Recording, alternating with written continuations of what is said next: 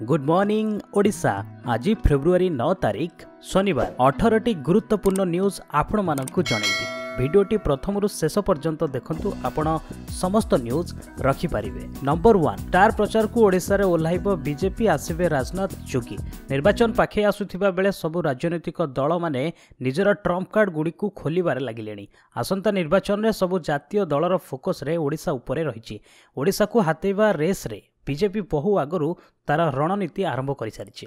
आगामी दिन में बीजेपी निज दलर स्टार प्रचारक मानक पई रैली ओडिशा रे करबाकू जाउछि। एपरि स्थिति रे ओडिशा रे बीजेपी रो केंद्रीय मंत्री मानकर शो छुटिबो। केंद्र स्वराष्ट्र मंत्री राजनाथ सिंह, यूपी मुख्यमंत्री योगी आदित्यनाथ, केंद्र मंत्री गिरिजा सिंह, मनोज सिन्हा ओडिशा रे रैली करिवे।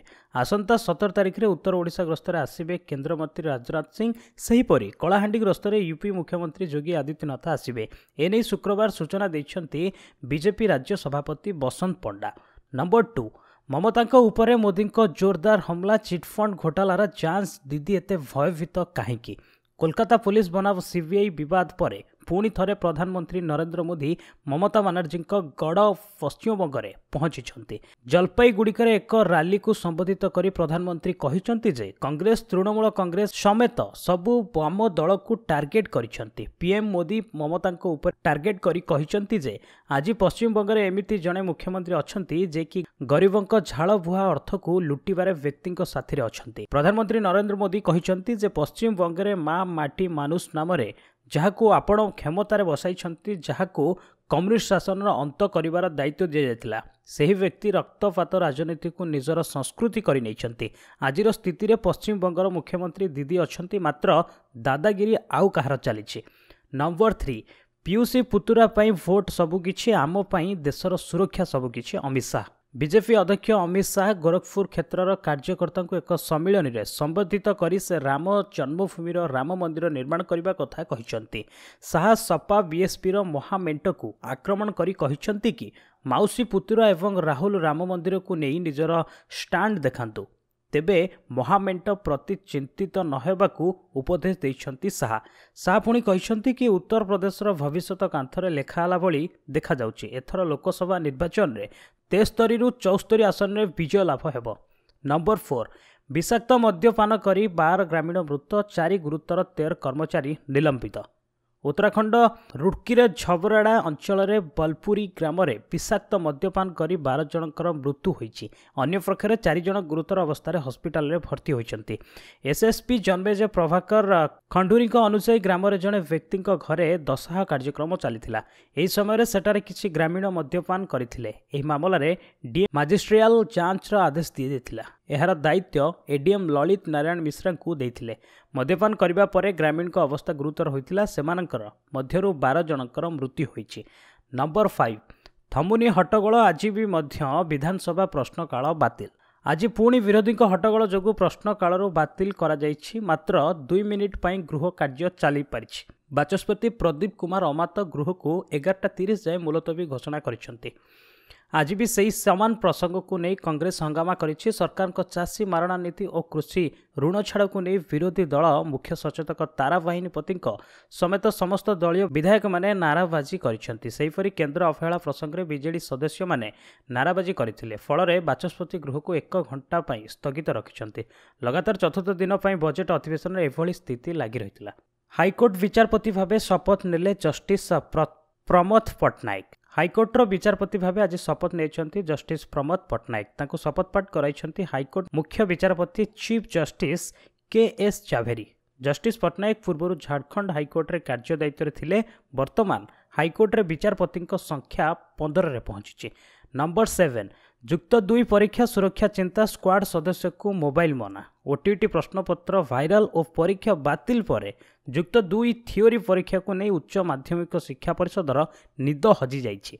गत वर्ष पर एथर मध्य युक्त 2 परीक्षा रे मोबाइल व्यवहार उपरे कटकणा जारी होइछि।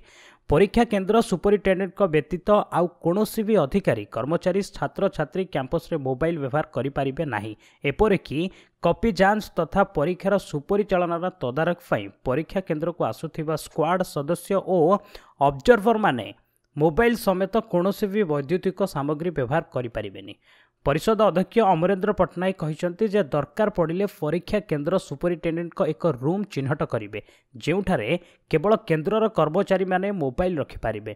प्रश्नपत्र पैकेट खोल समय सरकारी अधिकारी किंबा शिक्षक मोबाइल पाखे रखिबे नाही। जदि परीक्षा केन्द्रर कौनसी कर्मचारी परीक्षार्थी मोबाइल व्यवहार करुथिबार नजर को आसे स्क्वाड सदस्य माने परिषदर दृष्टि को आने को निर्देश दि जाइए। नंबर 8 प्रकाश जावड़ेकर घोषणा एवं 4 वर्ष हेब बीडी कोर्स। सरकार आसंता वर्ष ठारू बैचलर इन एजुकेशन कोर्सर अवधि 4 वर्ष करने को जाउछंती। एहा द्वारा शिक्षण गुणवत्तार सुधार हेब। मानव संसाधन विकास मंत्री प्रकाश जावड़ेकर एही विषय रे सूचना दैछंती। केन्द्र विद्यालय और जवाहर नवोदय विद्यालय 2 दिन पर्यंत चलिथिबा कॉन्फ्रेंसर द्वितीय दिन में प्रधान आचार्य को संबोधित करी जावड़ेकर कहिसंती कि आमे वीडी कोर्स को 4 वर्ष करने को जाउछु। शिक्षार गुणवत्ता दिन को दिन खसी जाउछे कारण परीक्षार्थी यह शेष विकल्प रोचे। यह प्रथम विकल्प हेबा आवश्यक। यह प्रार्थींकर निजस्व पसंद रहिबा उचित, अन्य कौनसी पाठ्यक्रमर विकल्प नुहे। ए नियम लागू हेबा परे विद्यार्थी द्वादश श्रेणी नाम लेखाई पारिबे। नियम लागू हेबा परे एहाकु उभय कला विज्ञान और वाणिज्य छात्र माने करि पारिबे। नंबर 9 जम्मू काश्मीर में 450 आतंकी सक्रिय लड़ई एवं निर्णायक स्थिति रे। भारत सीमार एवं आतंकी कार्यकलाप दिन को दिन वृद्धि पाउछि। एही मध्यरे भारतीय सेना निज प्रतिक्रिया दैछि। भारतीय सेनानुसार जम्मू काश्मीर में आतंकवादी विरोध में लड़ई एवं निर्णायक हो रही। सेनार उत्तर कमांड प्रमुख लेफ्टिनेंट जनरल रणवीर सिंह कहते कि पाकिस्तान अधिकृत काश्मीर में 16टी आतंकी कैंप रही। एही कैंप गुड़िक उपरे भारतीय सेनार नजर रही। सेमाने जेतेबेले सीमा भितर को प्रवेश करने को प्रयास करुछंती सेही समय सेना तांको कार्यकलाप को विफल कर दैछंती। नंबर 10 जम्मू काश्मीर जवाहर टनेल भूस्खलन 10 पुलिस निखोज 3 मृत। जम्मू काश्मीर पर्वतांचल भूस्खलन जोगु 10 जन पुलिस निखोज होइतिबा बेले 3 जनक मृत्यु होइछे। जवाहर टनेल निकटरे पुलिस पोस्टर रे भूस्खलन संस्पर्श रे आसी 10 जन पुलिस निखोज होइछंती। अनंतनाग रे 3 जनक मृत्यु घटिछि। सेहि भली 2 जन लोकंकु सुरक्षित भावे बाहर करा जाइछि। समग्र घाटी एवं पर्वतांचल रे लोके प्रभावित होइछंती।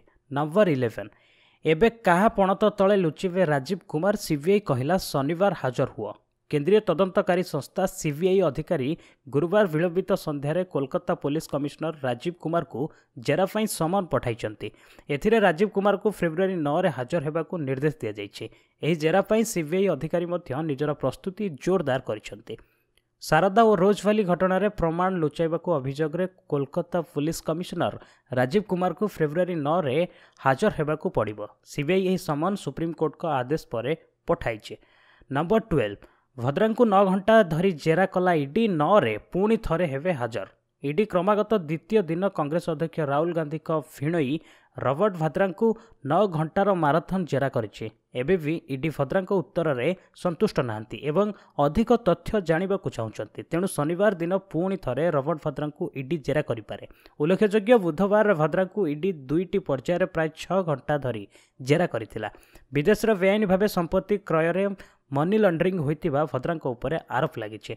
नंबर 13 10 रे बसंत पंचमी प्रयागराज शाही स्नान रे बुड़ पकाइबे लक्षाधिक श्रद्धालु।